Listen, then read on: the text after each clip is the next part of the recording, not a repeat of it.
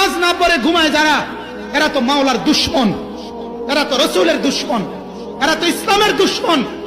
এই দুশমনের জন্য তুই যে কামাই করো, এরা তোরে জান্নাত দিবে? কথা বলেন না কেন?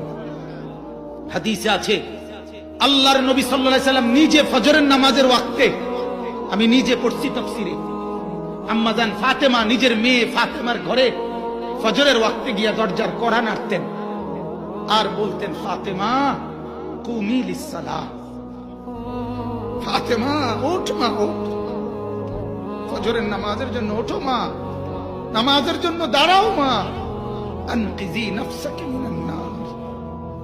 আল্লাহর নবী বলেন, ফাতেমা জাহান্নামের আগুন থেকে নিজেকে বাঁচা মা, ফাইন্নী লা উগনি আনকে মিনাল্লাহি শাইআ।